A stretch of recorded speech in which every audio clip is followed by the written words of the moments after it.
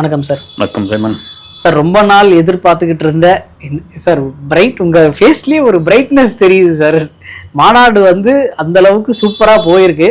நம்ம இத்தனை நாள் நம்மன்னு இல்லை, நிறைய பேர் வச்சுக்கிட்டு இருந்த ஒரு கான்ட்ரவர்சி என்னன்னா, கொஞ்ச நேரம் தான் பேசுகிறாரு, பாயிண்ட் பிடிச்சி பேச மாட்டேங்கிறாரு, மக்களுக்கு ஏற்ற மாதிரி பேச மாட்டேங்கிறார் அப்படின்னு சொல்லிட்டு இருந்தோம். இன்னைக்கு பேசின பேச்சு 31 நிமிடங்கள் இருந்தது. இது ஃபுல் அண்ட் ஃபுல் அவர்களுடைய தொண்டர்களை சாட்டிஸ்ஃபை பண்ணுற அளவு இருந்ததா? நான் கொஞ்சமாக பேசுகிறேன், 5 நிமிஷம் பேசுகிறேன், உங்களுக்கு ஏங்க கவலை அப்படின்னு கூட ஆரம்பித்தார். அந்த விமர்சனம் கொண்டு வந்தது. அதுக்கு கூட சொல்லியிருந்தாங்க, நாங்கள் ரொம்ப நேரம் வெயிட் பண்ணிகிட்டு இருக்கோம், அவரை பார்க்கறதுக்கு தான் கால் கடக்கு நின்றுக்கிட்டு இருக்கோம், ஆனால் பேசுகிறவர் ஒரு 10 நிமிஷத்தில் முடிச்சுட்டு போயிடுறாரு, பெரிய நீண்ட உரையை எதிர்பார்க்குறோம் அப்படின்னு. இங்கே விக்கிரவாண்டி மாநாடு கட்சி ஆரம்பித்து ஒரு வருஷத்தில் நடந்த ஒரு மாநாடு. இந்த மாநாட்டில் பார்த்திங்கன்னா 46 நிமிஷம் பேசியிருக்காப்புல விஜய். மதுரையில் 35 நிமிஷம் பேசியிருக்காப்புல. அதன் பிறகு இந்த மக்களை சந்திக்கிற கூட்டம், பிரச்சார பயணத்தில் பார்த்திங்கன்னா அங்கங்கே அந்தந்த அரசியல் பேச ஆரம்பிச்சு, திருச்சியிலேருந்து ஒவ்வொரு இதுவாக பேச ஆரம்பிச்சு. அது கூட குறைவானது தான். அதன் பிறகு ரொம்ப கம்மியாக ஆகிட்டோன்னே எல்லாரும் விமர்சனம், நாங்கள் அப்படி எதிர்பார்த்து வரோம், ஒன்றுமே இல்லாமல் போயிடுது அப்படின்னு. அதே தான் சொல்லிட்டு நீங்கள் சொல்கிற மாதிரி ஒரு 1/2 மணி நேரம் ஸ்பீச்சு. இதை விட நேற்றுலாம் கூட ஒரு விஷயமா வந்துட்டு இருந்தது. செங்கோட்டையனே அதை சொல்லியிருக்காரு, நின்று ஒரு 1/2 மணி நேரம் பேசுங்க, கண்டென்ட்டோடு பேசுங்க அப்படின்னு.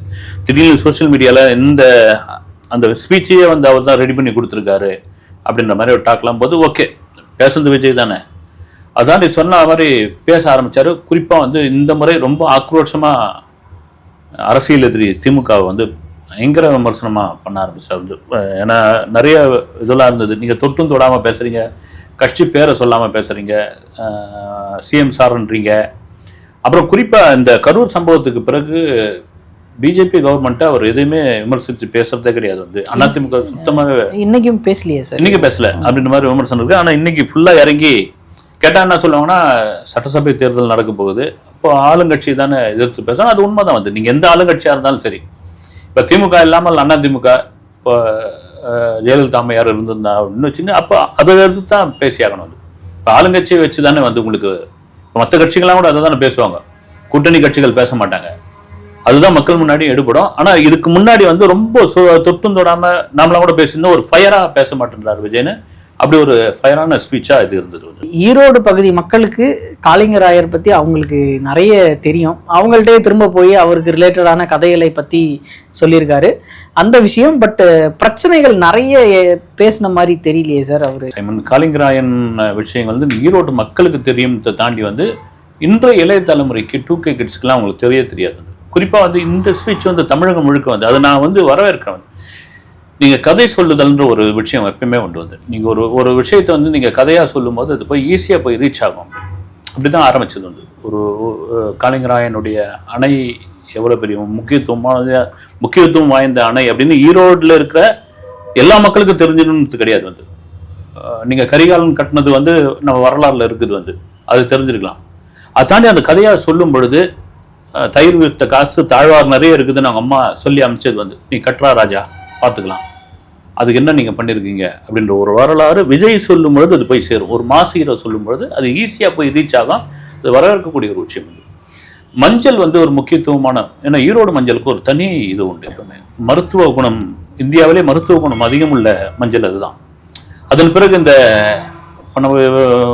ஒட்டுண்ணி இது அப்புறமா பயிரில் கண்டுபிடிக்கிறது IR 8 IR 50 மாதிரி இந்தியா முழுக்க மஞ்சள், அந்த நீட்டு மஞ்சள்னுவாங்க தெரியுங்களா, கூறாக இருக்கும். அந்த மஞ்சள் உற்பத்தி அதிகப்படுத்தினாங்க கண்டுபிடிச்சி. ஆனால் ஈரோடு மஞ்சளுக்கு இணையான மஞ்சள் அது கிடையாது அப்படின்ற ஒரு இது அதுலேருந்து தொடங்க ஆரம்பித்தார். இப்போ ஒரு இடத்தினுடைய சிறப்பு நீங்கள் சொல்கிற மாதிரி முழுக்க அந்த இடம் சம்மந்தப்பட்ட பிரச்சனை, அந்த தொகுதி சம்மந்தப்பட்ட, அந்த மாவட்டம் சம்மந்தப்பட்ட பிரச்சனையை பேசிட்டா விஜய் எதுவுமே பேச மாட்டேன்றாரு அப்படின்னு. சரி, அதை கொஞ்சம் தொட்டுட்டு மற்ற விஷயங்களை பேசினா இதை எதுவுமே பேச மாட்டோம்னு உங்கள் மாதிரி ஆட்கள் கேட்க ஆரம்பிச்சிடறாங்க. சார், இது இன்னைக்கு அவர் பேசுனதுல ஒரு 8 நிமிஷம் ஈரோடு ரிலேட்டடாக பேசியிருப்பாரு. மீதி ஒரு 24 நிமிஷம் ஃபுல் அண்ட் ஃபுல் டிஎம்கே தாக்குதல் தான். அது எனக்கு டிஎம்கே தாக்குதல் கூட என்னால் அக்செப்ட் பண்ணிக்க முடியும் சார். அவங்க நடப்பில் இருக்க கவர்மெண்ட்டை கிரிட்டிசைஸ் பண்ணுறாங்க. பட் எங்கேயுமே பிஜேபின்ற ஒரு வேர்டை சொல்லவே மாட்டேங்கிறாரே சார். எனக்கு அது புரியவே இல்லை சார். நீங்கள் அரசியல் எதிரி, கொள்கை எதிரின்னு சொல்லி 2 பேரை வச்சுருக்கீங்க. அரசியல் எதிரியே போட்டு நச்சுன்னு நச்சுறீங்க, ஆனால் கொள்கை எதிரி சைடு போகவே மாட்டேங்கிறீங்க. அப்படின்னும் போது தான் இவங்க ஒருவேளை கூட்டணி வைப்பாங்களோ. அது இல்லாமல் இந்த கொங்கு மண்டலம் ரிலேட்டடாக நிறைய விஷயங்களை பற்றி பேசியிருக்கலாம். பட் இவர் பேசினது எல்லாமே ஒரே மேலோட்டமான விஷயங்கள். டிஎம்கே என்ன தப்பு பண்ணுச்சு, ஹோல் கவர்மெண்ட் என்ன தப்பு பண்ணுச்சு, அதுக்கு ரிலேட்டடாக மட்டும்தான் பேசியிருந்தாரு. மற்றபடி எதுவுமே பேசல அப்படின்றது. உங்களுக்கு வந்து டிஎம்கே தாண்டி ஒரு ஆளுங்கட்சியோடைய விமர்சனமாக அதை பார்க்கலாம். வந்து நீங்கள் சொல்கிற மாதிரி ஒன்றிய அரசு பற்றி ஒன்றும் பேசலை. இப்பொழுது எதிர்கட்சியாக இருக்கிற அதிமுக, இன்னொரு பலமான கட்சியாக இருக்கிற அதிமுகவை பற்றி எதுவும் பேசலை அப்படின்பொழுது எல்லாருக்கும் ஒரு சந்தேகம் இருக்குது. கூட்டணி பேசிட்டாங்களோ, கூட்டணிக்கான அச்சாரம் போட்டாங்களோ அப்படின்னு. மேபி நான் சொல்கிறது தான் என்னுடைய அனுமானம்னா அது நடந்தாலும் நடக்கலாம். வெற்றி தானே உங்களுக்கு வந்து எங்கள் கொள்கைக்கும் கோட்பாடுக்கும் நீங்கள் ஒத்து வந்தீங்க அப்படின்னா ரைட், யார் கூட வேணாலும் கூட்டணி அப்படின்ற ஒரு விஷயத்துக்கு வந்து ஒரு பேச்சுவார்த்தை நடந்திருக்கலாம். இல்லை அவங்க ஏதாவது ஒரு விஷயத்த சொல்லியிருக்கலாம். அது இதுக்குள்ளே அறிவிச்சாங்க, கூட்டணி அறிவிச்சாங்க, இல்லை அது வந்து தேர்தல் அறிக்கையை வந்து இது பண்ணாங்கன்னா அதை கலைச்சி விட்ருவாங்க. யாராக இருந்தாலும் வந்து கொலாப்ஸ் பண்ணிவிடுவாங்க. நேரம் நெருங்க தேர்தல் நெருங்க இதுக்கெல்லாம் வந்து ஒரு விஷயமா பூம்னு வரும். வந்து சார், டிஎம்கே கவர்மெண்ட் வந்து விஜய் அவர்களை தடுப்பதற்காக நிறைய விஷயங்களை பண்ணுறாங்க அப்படின்னு சொல்லி அவரே சொல்கிறாரு. நிறைய எம்எல்ஏஸ் எம்பிஸ் வந்து டிவிகேன்ற கட்சி பேரை கூட சொல்லாமல் பேசுகிறாங்க. பட் ஆனால் இவர் இந்த அளவுக்கு சொல்கிறதுக்கு ஒரு நியாயம் இருக்கா? உங்களுக்கு வந்து டிவிகேன்னு சொல்லும் பொழுது உங்களுக்கு அதுக்கு வந்து முக்கியத்துவம் கொடுக்குற பலமான ஒரு விஷயமா மாறிடும். வந்து ஆனால் எங்கேயாவது இடத்துல கோட் பண்ணிக்கிட்டே இருக்கிறாங்க இல்லைங்களா? வந்து புதுசா வந்த கட்சி, ஆமா, ஆரம்பமே என்ன நீங்க சொன்னாதானே அது பெரிய இதுவா மாறிடும். இப்போ அதை விட விஜய் சொல்லியிருக்கிற வந்து என்னம்மா கண்ணு சௌக்கியமா அப்படின்னு பாடியிருக்காரு. அப்போ நாங்கள் பேசினா வந்து சினிமா டைலாக்ன்றீங்க, நீங்கள் என்ன பேசுகிறீங்க, சிலப்பதிகாரத்தில் இருந்தால் பேசுகிறீங்க அப்படின்ற கேள்வி வைக்கிறார். வந்து இதுதான் சொல்கிறாப்புல, நான் வந்து சினிமா நடிகேன், யார் எழுதி கொடுத்தது வந்து படிக்கிறேன், டைலாக் பேசுகிறேன், மனப்பாடம் பண்ணுறேன் அப்படின்றீங்க, ஆனால் சொல்ல வேண்டிய கருத்தை போய் சேர்க்குறேன் இல்லைங்களா அப்படின்னு. அதுவே தான் ஒரு என்ன சொல்கிறது, ஒரு அரசியல் பரம்பரையிலேருந்து வந்த ஒரு விஜய் கிடையாது. இல்லை அவங்க அப்பா வந்து அரசியல் கட்சியை சார்ந்தவரோ ஒன்றும் கிடையாது. ஒரு உச்ச நட்சத்திரம் வந்திருக்காரு. இது வரைக்கும் டைலாக் பேப்பரையும் ப்ராம்ப்டிங்லையும் வந்தவர் தான். ஓகே, அதை தாண்டி இப்போ தான் களத்துக்குள்ளே வந்திருக்காரு அப்படின்போது இந்த ஸ்பீச்சை ஒரு பெரிய ஸ்பீச்சாக தான் நான் பார்க்குறேன். நான் வந்து மக்கள் சந்திப்பு கூட்டம் வந்து ரொம்ப சக்ஸஸ்ஃபுல்லாக பண்ணியிருக்காங்க. செங்கோட்டையன் அவர் வந்து ப்ரூவ் பண்ணிட்டாரு அப்படின்னு சொல்லலாமா அவரோட கோட்டையை அப்படின்னு சொல்லி? அது உண்மையிலேயே சில பத்திரிகையாளர்லாம் கூட பேசியிருக்காங்க. வந்து சேனல்கள் வந்து தொலைபேசி வழியாக சொல்லியிருக்காங்க. தராசு ஷியாம் கூட தான் சொல்லியிருக்காரு. ரொம்ப ஆர்கனைஸாக பண்ணியிருக்காங்க. வந்து ஏன்னா இதுக்கு முன்னாடி சொதப்பின விஷயங்கள் திருச்சிலேருந்தே ஆரம்பிச்சிருச்சு. அவர் அந்த ரோட் ஷோ மக்களை சந்திக்கிற பயணத்திலே திருச்சிலேயே எங்களுக்கு இவ்வளோ பெரிய கூட்டம் வரும்னு நாங்கள் எதிர்பார்க்கல ஏர்போர்ட்லேருந்து அப்படின்னு சொன்னதுலேருந்தே வந்து கட்டுக்கடங்காத கூட்டமாக வர ஆரம்பிச்சு. அதுக்கான காரணம்லாம் அதுக்கப்புறம் பேசினா கூட இந்த கூட்டத்தை வந்து ஒரு 19 ஏக்கரில் அந்த திடல் கூட்டம் நடந்த இடம் வந்து 19 ஏக்கர் அப்படின்போது ஒரு QR கோட் கிடையாது, ஒரு பாஸ் கிடையாது, ஒரு டோக்கன் கிடையாது, எதுவும் கிடையாது. 35,000 பேர் உள்ளே வருவாங்க, அதை நான் பார்த்துக்கிறேன்னு சொல்கிறதுக்கு வந்து ஒரு பெரிய அனுபவம் வேணும். அப்படியேப்பட்ட ஒரு அனுபவத்தில் தான் செங்கோட்டையன் இருக்கிறாரு. அதனால தான் செங்கோட்டையன் அண்ணன் எங்களுக்கு வந்தது வந்து பெரிய ஒரு பலம். அது அவரை நாங்கள் வந்து கட்சியில் வச்சுக்கிறதுக்கு எங்களுக்கு இதுன்னு செங்கோட்டையனும் வந்து செங்கோலை கொடுத்து வரவேற்றாரு. தம்பின்னு சொல்லிட்டு இருந்தார், தலைவர்னு சொல்கிற அளவுக்கு மாறியிருக்காரு. இது வந்து ஒரு சொன்ன மாதிரி அந்த அனுபவம் இருக்க வச்சு தான் இந்த கூட்டத்தை இவ்வளோ கட்டுக்கோப்பாக கரெக்டாக பண்ணியிருக்காங்க. எம்ஜிஆர், ஜெயலலிதா அம்மா அவங்க சொன்ன டைலாகே நானும் சொல்கிறேன் அப்படின்னு சொல்லி அவர் வந்து டிஎம்கே ஒரு தீய சக்தி, டிவிக்கே ஒரு தூய சக்தி அப்படின்னு சொல்லியிருக்காரு. இது வந்து நம்ம ஆக்சுவலாக பார்க்கும்போது இந்த விஷயம் வந்து கொஞ்சம் எங்கேயாவது இடிக்குதோ. ஏன்னா இதுவும் எதுகை முனையாக இருக்குது. இதுவும் ஒரு விதமான சினிமா டைலாக் மாதிரி இருக்கோ. இது வந்து மக்கள் இடத்தில் போய் ரீச் ஆகுமா சார் இந்த விஷயம்? பொதுவாக அந்த காலகட்டங்களில் ஜெயலலிதா அம்மையார் இருந்த பொழுது பார்த்தீங்கன்னா தொடர்ந்து இதுதான் தீய சக்தி ஓட்டு போடுவீர்களா போட மாட்டீர்களா அப்படின்னு அந்த அம்மா வந்து அது அப்படியே ரீச் ஆக ஆரம்பிச்சது. வந்து நான் சொல்கிற மாதிரி விஜய் இந்த அளவுக்கு இறங்கி பேசியிருக்காரு அப்படின்னு தான் இப்போ ஒரு பேச போடலாமா. அது அந்த கட்சி ஒரு தீய சக்தி, நாங்கள் வந்து தூய சக்தி அப்படின்னு சொல்கிறது வந்து இன்றைக்கி ஹெட்லைனாக தமிழ்லைனுடைய டைட்டிலாக நாளைக்கு பத்திரிகைகளுடைய போஸ்டராக தான் அது கண்டிப்பாக வரப்போகுது. இந்த மாலை செய்தித்தாள்லேயும் அதுதான் வரப்போகுது. அதை தாண்டி இந்த எதுகை மோனை தான் என்ன சொல்கிறது வந்து ரீச் ஆகிறதுன்னு ஒன்று இருக்கு இல்லைங்களா. அதுதான் நீங்கள் எப்பவுமே எதுகை மோனை வந்து தொடர்ந்து இருந்துக்கிட்டே இருக்குது. நீங்கள் பேசி எப்படி திராவிட கட்சிகள் வளர்ந்தது அப்படின்னு சொல்கிறோமோ அதுமாரி எதுகை மோனையோட தான் வளர்ந்தது. எதுகை மோனை ஒரு ரசிக்கக்கூடிய ஒரு விஷயம் தான். அதே நேரத்தில் சரி இறங்கிட்டார் களத்துக்குள்ள எதிர்ப்பு அரசியல், திமுக எதிர்ப்பு அரசியலை விஜய் முழுக்க கையில் எடுத்துட்டாருன்னு இதுலேருந்து தெரிய ஆரம்பிக்குது. களத்தில் வந்து எங்களுக்கு போட்டியாகவே இல்லாதவங்கள எதிர்க்கிற ஐடியாவே கிடையாது பாஸ் அப்படின்னு சொல்லி ஒரு கேஷுவலாக சொல்லி விட்டாரு. நமக்கு வந்து தெரியும் யாரை வந்து குறிப்பிட்டு சொல்றாரு அப்படின்றத. இது அவர் வந்து ஒரு போட்டியாவே கன்சிடர் பண்ணலையோ இவங்கள? இவங்களும் 10 வருஷமா எலெக்ஷன்ல நின்றுட்டு இருக்காங்க, அடுத்த இதுக்கும் தயாராகிட்டு இருக்காங்க. அப்படி இருக்கும்போது நீங்கெல்லாம் ஒரு ஆளே இல்லைங்க அப்படின்ற மாதிரி ரொம்ப கேஷுவலா கலாய்ச்சிட்டாரு அப்படின்னு சொல்லலாமா சார்? யாரு? சீமானை தான். இல்லை நீங்க இன்னைக்கு வந்து சீமான் இந்த விஜய் கட்சி ஆரம்பித்து இந்த அளவுக்கு வந்த பிறகு சீமானுடைய வாக்கு வங்கி கண்டிப்பா வந்து டவுன்ல தான் வந்துடும். அது தெரிய ஆரம்பிச்சிடும். வந்து அங்கிருந்த இளைஞர்கள் கூட்டம் அப்படியே இங்க வந்துட்டாங்க. அதுக்கு இன்னொரு காரணம் என்னன்னா, ஒரு பெரிய, அதாவது விஜய் கட்சி ஆரம்பிக்கும் போது சீமானுக்கு ஒரு பெரிய இளைஞர் பட்டாளம் வந்து, நீங்க சொல்ற 10 வருஷமா எந்த கூட்டணியும் இல்லாமல் ஒரு அரசியல் களத்தை சந்திச்சு வந்தார். இனிமேலும் நாங்கள் கூட்டணி வைக்க மாட்டோம் அப்படின்றதுல வந்து ஒரு தெளிவா இருக்காரு. அதனால இந்த கட்சி ஆரம்பிச்ச போது என் தம்பி வரட்டும், அவன் வந்தா என்ன, 2 திராவிட கட்சி தான் மாறி மாறி ஆட்சி பண்ணணுமான்னு சொன்ன ஒரு நபர் அதுக்கப்புறம் மாறி மாறி மாறி மாறி கடுமையா விமர்சனம் பண்ற அளவுக்கு, டேய் வாடா போடா என்னடா நீ பண்ணிட்டு இருக்கன்ற அந்த கோபத்துடைய வெளிப்பாடு சீமானுக்கு எங்கன்னா, நம்ம கூடாரம் ஒவ்வொன்றா காலியாகிட்டு இருக்கே அப்படின்ற. ஆனால் ஒரு வார்த்தை கூட சீமானை எதிர்த்து எந்த இடத்துலையும் வந்து விஜய் நேரடியாக விமர்சனமே பண்ணல, மறைமுகமாக கூட விமர்சனம் இல்லை. எனக்கு தான் இந்த கூட்டத்தில் தான் அதை சொல்லியிருக்காரு பொழுது. உள்ள இல்லாதவங்களை பத்தி நான் பேச வேண்டிய அவசியமே கிடையாதுன்னு ஒரே வரல ஒன்லைன்ல வந்து சினிமா பாஷையில் சொல்லணும்னா ஒன்லைன் ஸ்டோரி மாதிரி ஒன்லைன் ஸ்டோரியில முடிச்சு அதை தள்ளிட்டு முழுக்க முழுக்க சீமானை வச்சு சொன்னது தான் அது. சார், விஜய் அவர்கள் வந்து ஆரம்பத்துல பேச ஆரம்பிச்சு கொஞ்சம் கொஞ்சமா போக போக அவரும் இன்னொரு சீமான் மாதிரி அவரோட வாய்ஸ் மாடுலேஷனு, அவர் பேசுறது கத்துறது, அந்த விஷயம் எல்லாமே அப்படியே சீமான் அவர்கள் பேசுற மாதிரியே இருந்தது. அவர் வந்து டிவி கேடா அப்படின்னும் போதெல்லாம் பயங்கரமா இருந்தது. ஆனா ஆரம்பத்துல வந்து இவங்க நாங்க என்ன கத்தி கத்தி பேசுற அரசியல்வாதின்னு நினைச்சிங்களா, நாங்க வந்து சாஃப்டா அரசியல் பண்றவங்க அப்படின்னும் ஆரம்ப கட்டத்துல அவரு தான் சொன்னாரு. அது திடீர்னு மாறுறதுக்கான காரணம் என்ன சார்? சாஃப்டா பண்ணா நீங்க பண்ண விடலையே, வந்து ரஃபா பண்ண வச்சாதானே பண்ண வைக்கிறீங்க அப்படின்ட்டு கரூர் சம்பவத்துக்கு பிறகு ஒரு பெரிய மாற்றம் தெரியுது விஜய் கிட்ட இருந்து. வந்து நீங்க புதுச்சேரி அதுக்கப்புறம் வந்து காஞ்சிபுரம் கூட்டத்தை தாண்டி ஒரு பொதுவெளியில் 84 நாள் கழிச்சு பொதுவெளியில் தமிழகத்தில் பொதுவெளியில் வந்து பேசுறப்போ இவ்வளோ பெரிய கூட்டத்தை இவ்வளோ ஆர்கனைஸ் பண்ணி கரெக்டாக நடத்திருக்காங்கன்னு எனக்கு தெரிஞ்சு பார்த்தீங்கன்னா, பொதுவாக மனித இயல்பு தானே அந்த உற்சாகத்துடைய வெளிப்பாடு தான் பார்த்தீங்கன்னா, அந்த ஓவரா கத்தி இது வந்து எனக்கு பார்த்தா நடிப்புன்னு தெரியல வந்து. ஏன்னா இது நீங்க முதல்ல பேசுனதெல்லாம் கூட பார்த்தீங்கன்னா ரொம்ப நீட்டா இதுவாக பேசுறதுலாம் வந்து இங்கே எடுப்படாது. வந்து நீங்க நார்த் இந்தியாவில் கூட பாருங்க, வந்து பிரதமரே அப்படி தானே சவுண்டு கொடுத்து தானே பேசுறாரு, வந்து குரலை உயர்த்தி தானே பேசுறாரு. வந்து அதுதான் மக்களிடம் போய் சேரும். வந்து நீங்க வந்து மைக்கும், அதாவது கரண்ட் இல்லாத காலகட்டங்களில் வந்து நாடகங்களில் உறக்க குரல்ல பேசுறதுக்கான காரணம், அந்த டைலாக் பேசுறதுக்கு காரணம் கடைசி ஆடியன்ஸ் வரைக்கும் போய் சேரணும் அப்படின்ட்டு. அதே போலதான் வந்து கட்சிகள் அரசியல் கூட்டங்கள் நடந்த போது பெரிய அந்த மைக் வசதிலாம் இல்லாத போது கடைசி ஆள் வரைக்கும் போய் சேரணுன்றதுக்காக அந்த இதெல்லாம் போட்டு ஆக்ரோஷமா பேசுறதுலாம் அது என்ன ஆயிடுச்சு, மனித இதுல பழகிடுச்சு. வந்து இன்னைக்கு வரைக்கும் வந்து பழகிடுச்சு.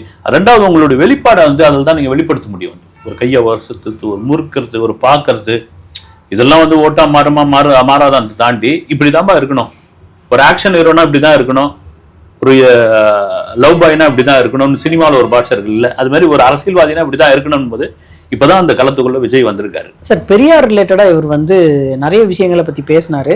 அவர் வந்து நாங்க கொள்கை தலைவராக எடுத்துக்கிட்டோம், அண்ணாவையும் எம்ஜிஆரையும் அவருடைய அரசியல் அமைப்புல வந்து நாங்க ஒரு எக்ஸாம்பிளா எடுத்து அதுக்கு ரிலேட்டடா நாங்க செயல்பட்டுக்கிட்டு இருக்கோம் அப்படின்னு சொன்னாரு. இவங்க 2 பேரையும் ஒரு முன்னுதாரணமா எடுத்து அரசியல்ல பயணிக்கிறாரு அப்படின்னு சொல்லி அவரே சொல்றாரு. அந்த விஷயத்தினால நிறைய பேர் வந்து இங்க கடுப்புல இருக்காங்களா சார், இவர் வந்து எங்க கட்சியோட தலைவர், நீங்க எப்படி அதை வந்து பண்ணலாம் அப்படின்ற ஒரு இதுல இருக்காங்க? இல்லை, எம்ஜிஆர் அண்ணாவை நீங்க யாரும் தனியாக சொந்தம் கொண்டாட முடியாது இல்லைங்களா. அது ஒரு நீங்க எழுதின நூலை வந்து பொது உடைமை ஆக்கிட்டாங்க அப்படின்னா அதை வந்து நீங்க போய் உங்களுக்கு உங்க சம்மந்தப்பட்டவர்கள் போய் எங்க சைமன் எழுதின நூல் எங்களுக்கு தான் சொந்தம் அப்படின்னு கேட்க முடியாது. பொது உடைமை ஆக்கிட்டாங்கல்ல, அது மாதிரி தான் வந்து பொது தலைவர்கள் நீ மக்கள் கொண்டாடிக்கிட்டு இருக்காங்கல்ல. நீங்க அண்ணாவையும் எம்ஜிஆரையும் முன்னிலைப்படுத்தாமல் எந்த அரசியலும் பண்ண முடியாது. வந்து அதே சமயத்தில் நீங்க சொன்ன மாதிரி கொள்கை தலைவர் பெரியார்னு சொல்லும்போது பெரியார் வந்து தேர்தல் அரசியல் களத்துக்குள்ளே வரல. அவர் வரவே இல்லை. வந்து நீங்க அண்ணா பிரிஞ்சு இதுவான பிறகு உங்க கொள்கை ரைட் போயிட்டாரு. கடைசி வரைக்கும் வந்து இந்த சமுதாயத்துக்காக இந்த மக்களுக்காக தான் போராடிட்டு இருந்தார். வந்து அரசியல் களத்துக்குள்ள வராமல் வந்து அதே வேளையில நீங்க செங்கோட்டையன் கூட இங்க வந்து சேர்ந்தப்போ சொன்னார். வந்து அந்த வேன்ல பிரச்சார வேன்ல ஒரு பக்கம் எம்ஜிஆர் ஒரு பக்கம் அண்ணா இருக்கிறதே வந்து வரவேற்கத்தக்க விஷயமா இருக்குதுன்னு இவங்க 2 பேரையும் அரசியலும் தொடாமல் தமிழகத்தில் இனி வருபவர்கள் அரசியல் செய்ய முடியாது. அதை தான் விஜய் சொல்லியிருக்காரு. சார், எம்ஜிஆர் ஜெயலலிதா அவர்களுடைய வழியில் நான் அப்படின்ற மாதிரி ஒரு பிம்பத்தை வந்து டிவிகே வந்து தலைவர் முன்னையில இருந்தே செட் பண்ணிட்டே வராரு. இது ஏடிஎம்கேவோட வாக்குகளை பெறுவதற்காகவா? உங்களுக்கு வந்து ஒரு விஷயம் சைமன், இது வந்து ஏடிஎம்கே வாக்குகளை பெறுவதற்காக ஒரு பக்கம். ரெண்டாவது, விஜய் வந்து இன்னொன்று முன்னிலைப்படுத்தி இது பின்னாடி பிஜேபி இருக்குன்ற மாதிரியான விமர்சனம் இருக்குது. அதில் வந்து முழுமையாக தெரியல வந்து அவங்க ஏன் விஜயை வந்து முன்னிலைப்படுத்துறாங்க. இன்னும் வந்து அதுக்கான ஒரு வதந்தியாக தான் போயிட்டு இருக்கு. இதுவும் ஒரு விஷயமா பேசுறதுக்கான காரணம் என்னன்னா, இன்னும் அவரை வந்து விஜய் அப்படின்னு ஏற்றுக்கிட்டா கூட இன்னும் பல பேர் வந்து ஜோசப் விஜய் தான் அவர் விமர்சனம் பண்ணிட்டு இருக்காங்க. அப்போ சிறுபான்மையினர்கள் ஓட்டு வந்து கிறிஸ்துவர்கள் ஓட்டும் முஸ்லீம்களுடைய ஓட்டும் வந்து திமுக பக்கம் இருக்குல்ல, அதை வந்து எப்படியாவது இங்கே வாங்கணும். ஏன்னா செங்கோட்டையனா யாரை கூட ஒரு சர்வே மாதிரி எடுத்து கூட சொல்லியிருக்காங்க, 29% உங்களுக்கான வாக்கு இருக்குது அப்படின்னா ஒரு 6%, 7% நீங்கள் கொண்டு வந்துட்டீங்கன்னா கரெக்டாக இருக்கணும். இப்போ திமுகவினுடைய இன்னொரு பலம் வந்து கிறிஸ்துவர்கள் ஓட்டும் இஸ்லாமியர்கள் ஓட்டும் தான் வந்து அதை எப்படியாவது விஜய் பக்கம் கொண்டு வரணும் அப்படின்ற ஒரு விஷயத்துக்கு தான் வந்து இவங்க வந்து அதை பயன்படுத்திகிட்டு இருக்காங்க அப்படின்னு சொல்லிட்டாங்க. இப்போ நீங்கள் அதிமுகவுடைய வாக்கு தான் வந்து விஜயோடைய ஸ்பீச் உடைக்கும் வந்து, அதை தாண்டி சிறுபான்மையில் ஓட்டு இங்கே முக்கியம் தாவேக்காவிற்கு அப்படின்ற ஒரு பிளானும் ஓடிக்கிட்டு இருக்கு. சார், எத்தனை ரூல்ஸ் போட்டாலும் எத்தனை தடவை வந்து டிவிகே சார்பில் எத்தனை அறிக்கை விட்டாலும் இந்த தொண்டர்கள் அவருடைய வண்டியை ஃபாலோ பண்ணுறதை நிறுத்த மாட்டாங்களா சார்? தொடர்ந்து நம்ம பார்த்துக்கிட்டே தான் இருந்தோம். இந்த தடவை வந்து ரொம்ப ஸ்ட்ரிக்டாக வேற சொல்லியிருந்தாங்க. பட் ஸ்டில் அந்த விஷயம் வந்து நடந்துகிட்டே தான் இருக்கு. ஏன் சார் இவங்க வந்து இந்த முறை அதிகமா யாரும் அந்த பைக்ல துரத்தின்னு வர மாதிரி? சார், கோயம்புத்தூர்ல இருந்தே வந்திருக்காங்க சார். இல்ல, கோயம்புத்தூர்ல வந்து அவங்க வாகனம் தான் வந்து நீங்க நல்லா பார்த்துருப்பீங்களான்னு தெரியும். வந்து இது நம்ம இது பண்ணி பேசல, போன முறையெல்லாம் அதிகம் வந்து இந்த வண்டி குறுக்க விட்டுறது, இந்த சுங்காசாத்திரத்து பக்கத்துல ஏர்போர்ட் இது பரந்தூருக்கு போனார் பாருங்க, அப்பெல்லாம் ரொம்ப மோசம் வந்து. ஆனா இப்போ வந்து ரொம்ப ஒரு மாதிரி கட்டுப்படுத்திருக்காங்க. ஒன்றும் பண்ண முடியாது, எல்லாரும் ஒரு மண்ணில் இருக்கும். விஜய் பேசிட்டு இருக்கும் போதே ஒருத்தன் அது வேற ஸ்பீக்கர் வச்சிருக்காங்க, அந்த கம்பத்து மேல ஏறிக்கிட்டு இருக்கான் வந்து. இது ஏதாவது நீங்க என்னதான் இது பண்ணாலும் ஒரு புள்ளி வச்சுட்டு தானே போவாங்க. அது வந்து அவங்கள ஒன்றும் கட்டுப்படுத்த முடியாது. இன்னும் ரசிகர் மனநிலையில் இருக்கிறவங்கள தொண்டர் மனநிலைக்கு கொண்டு வர்றதுக்கு ரொம்ப காலம் எடுக்கும் வந்து அது மாறத்துக்கு வந்து. ஆனா இது வந்து போன கூட்டங்களை பார்க்கும்போது ரொம்ப கட்டுப்பாடான கூட்டமாக இருந்திருக்குது. அது நீங்க இதுக்கு முன்னாடி நடந்த இதெல்லாம் பார்த்தீங்கன்னா வண்டியை தாறுமாறா அவங்க இதுல இருந்து என்ன சொல் நீலாங்கரையிலேருந்தே கிளம்ப ஆரம்பிச்சு வழியில் எங்கன்னா பெட்ரோல் போட்டுன்னு கூட போயிடுவானுங்க பொழுது அவ்வளோ தூரத்தில் அப்படிலாம் துரத்திமான காலம்லாம் உண்டு. இப்போ அந்த அளவுக்கு இல்லை. போக சொல் தான் பார்த்தீங்கன்னா அந்த டோல்கேட்டாண்ட ஒரு மக்கள் கொஞ்சம் சேர்ந்துருக்கிறாங்க, அது பிளாக் பண்ணிட்டாங்க. ஆமா, என்ன சொல்றது, ஒரு உச்ச நட்சத்திரம் ஒரு அரசியல் களத்துக்குள்ள வந்திருக்காரு அப்படின்னு மட்டும் ஒரு ஆவல் தான். போய் பார்க்கலாம், பேசலாம், கை கொடுக்கலாம், அவர் அங்கேருந்து பார்த்துட்டண்டி அப்படின்னு சொல்லலாம் அப்படின்ற ஒரு ஆசை தான் வந்து. ஆனால் நிஜமான ஒரு தொண்டர்கள் அப்படின் பொழுது இதை யாருமே பண்ண மாட்டாங்க. சார், விஜய் வந்து அடிக்கடி வெளியே வராமல் இருக்கிறதுக்கு அந்த மாஸ் தான் காரணம். அவர் வந்து அடிக்கடி வெளியே வந்தால் மக்கள் வந்து கேஷுவலாக எடுத்துக்குவாங்களோ அப்படின்னு சொல்லி நினைக்கிறாரோ? அது நீங்கள் அரசியல் களத்துக்குள்ளே சினிமா பண்ணால் ரைட்டு, நீங்கள் அரசியலில் நீங்கள் எடுப்படாது வந்து நீங்கள் மக்கள்கிட்ட இன்னி காலம் தேர்தல் நெருங்க விஜய்க்கெல்லாம் இப்போ என்ன இருக்குன்னா வந்து நாம் மக்களை சந்திக்கிறதுக்கு இப்போ இன்னும் ஈஸியாக சந்திக்கிற மாதிரியான ஒரு விஷயம் இல்லாமல் போயிடுச்சு அப்படின்ற ஒரு வருத்தம் கூட இருந்திருக்கலாம் வந்து. இதுக்கப்புறம் நீங்கள் அரசியல் கலந்துக்கிட்ட வந்த பிறகு நீங்கள் மாசு அப்புறமா இந்த என்ன சொல்கிறது இதெல்லாம் மெயின்டைன் பண்ணுற வேலையும் இங்கே கிடையாது. நீங்கள் மக்களோடு மக்கள் பழகணும். அப்படி பார்த்துருந்தீங்கன்னா எம்ஜிஆர்லாம் எவ்வளோ மாசாக இருந்தார் வந்து, அவர் போய் மக்களோடு பழகின பிறகு தான் இன்னும் மாசு அதிகமாச்சு வந்து மக்கள் திலகமாக மாறினார் வந்து அவர் வந்து. அதெல்லாம் சும்மா நீங்கள் அரசியல் களத்துக்குள்ள வந்தால் மக்களோடு மக்களாக சாமானிய மக்களோடு மக்களாக நீங்கள் கலந்து ஆக வேண்டும். ஆனால் இருக்கிற இப்போ கூட்டத்தோடு பார்த்தீங்கன்னா அது விஜயால் சாத்தியப்படுமான்னு தெரியல வந்து. அந்த வேனை விட்டு இறங்க விட மாட்டாங்க. ஆனால் அப்படி வந்துடுச்சு, அப்படி பண்ணிட்டார் அப்படின்னா விஜய்க்கு வந்து ஒரு பெரிய என்ன சொல்றது இன்னும் மாஸ் கிரியேட் ஆகும். இன்னைக்கு ஈரோட்டில் நடந்த இந்த மக்கள் சந்திப்பு பொதுக்கூட்டம் வந்து டிவிகேக்கு ஒரு பெரிய பலத்தை சேர்க்குது அப்படின்னு சொல்லி எடுத்துக்கலாமா சார்? நிச்சயமா வந்து டிவிகேவை தாண்டி அவங்க கட்சியினர்களுக்கு அவங்க தொண்டர்களுக்கு ஒரு பெரிய உற்சாகமாக மாறி இருக்கு. விஜய்க்கே கூட ஒரு உற்சாகமாக மாறி நம்ம பாட்டு அப்படி கிளம்புன ஒரு மக்களை சந்திக்கிற பயணத்துக்கு அப்படியேப்பட்ட கூட்டம் வந்தது. சரியான ஒரு ஆர்கனைஸ் இல்லாதனால அது ஒரு சொதப்பலாச்சு. அதன் பிறகு பல விஷயங்கள் கரூர் சம்பவங்கள் விசாரணை அது இதுன்னு போயிட்டு இருக்கும்போது என்னடா நம்ம ஒன்று தொடங்கல இடத்துலேயே கொண்டு வந்து விட்டாங்களோ அப்படின்ற மாதிரியான ஒரு விஷயம் இருக்கும்போது நீங்கள் வாங்க வந்துட்டீங்க பூம். அதனால தான் சொல்கிறாரு அண்ணன் செங்கோட்டையன் வந்துட்டாரு, இன்னும் பல பேர் வந்து இணைய போகிறாங்க. ஆக்சுவலாக இன்றைக்கி மேடையிலேயே இணையத்தாலும் ஒரு பிளான் போட்டு வச்சுருந்தாங்க பொழுது அது கூட்டமே வேறு மாதிரி மாறிடும் அப்படின்றதுக்காக அதை இன்றைக்கி நடத்தலைன்னு. மேபி எனக்கு தெரிஞ்ச தகவல் என்னென்னா, இப்போது நம்ம பேசுகிற நேரம் கோயம்புத்தூர் போயிட்டுருப்பாரு. அங்கே ஒரு நட்சத்திர விடுதியில் அவர் தங்கியிருந்து 5 மணி வரைக்கும் அங்கேருந்து சில முக்கிய ஆட்களை பார்க்க போகிறாரு. அதன் பிறகு தான் கிளம்புறாரு அப்படின்ற மாதிரியான ஒரு செய்தியெலாம் வந்திருக்குது வந்து இருக்கும் அது. ஏன்னா கட்சிக்கு வந்து இந்த ஈரோடு கூட்டம் ஈரோடு இந்த மாநாடு விஜய்க்கும் விஜய் கட்சியினருக்கும் ஒரு பூஸ்ட் வந்த மாதிரி வந்து. ஓகே சார், அடுத்த இன்டர்வியூவில் சந்திப்போம் சார். நன்றி சார். வணக்கம்.